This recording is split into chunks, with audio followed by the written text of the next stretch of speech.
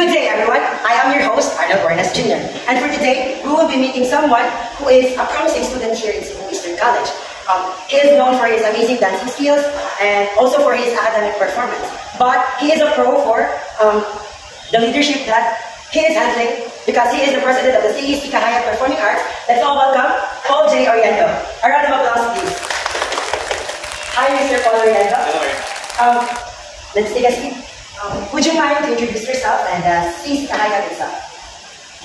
Hi everyone, I am Mr. Paul J. Oriendo, a president of CEC Kahayan Performing Arts. And Kahayan Performing Arts is one of the first organizations here in our school. And we've been performing for like 2 or 3 years inside school and outside school.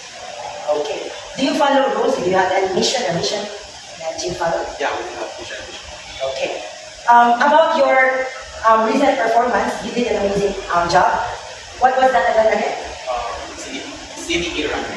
Okay, that's right, the CTE Runway. The event took place on April 19, 2024. For the first question, what is your understanding of leadership and how would you define it? So how can I say it in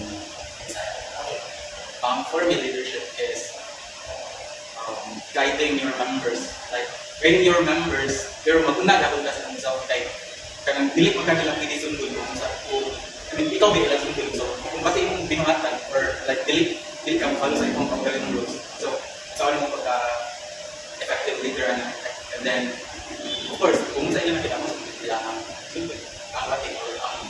Okay, that's great. So for the second question, as the president of CEC Kahayan Dance Company, what was the most significant challenge you encountered during your tenure? For me, ang pinaka-most important challenge to sa ako is first year, president sa Kahayan Grade. Of course, ang bandway ng dancers is barkada. Kapag ng president ko, ang ilang tanong dapat sa kuwat is barkada kapag so, please again ko, kanang pasunod nila kay if masabak ko nila, feel nila, dili ko seryoso kay barkada namin. And then, ang sasad sa pinaka-challenging is pagtapos sa group, okay,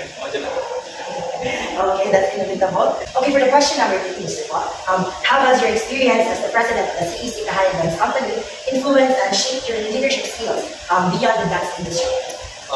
For me, na-improve. Ang CEC Kahayan Dance Company is nagdapat sa pag-improve.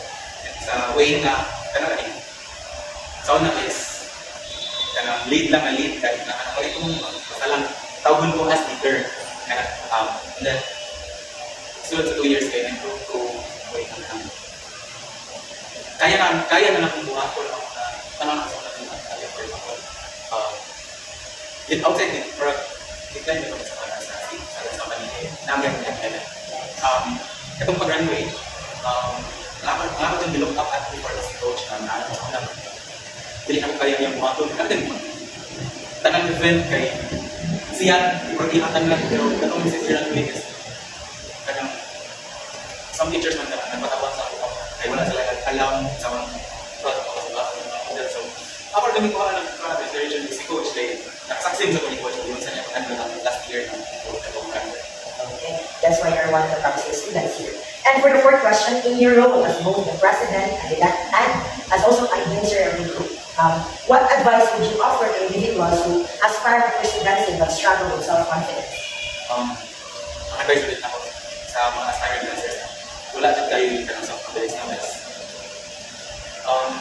Kung feel niyo, watch na yung masukatan na para sa inyong self-feeling lang para kanang maka-impress ako ba ng mga yung comments o ba unahan yung self like if dili ka mag-imahin ng mga tao kanang kaya dyan mo nga kanang face kanang mag-perform na ka face at agad ka.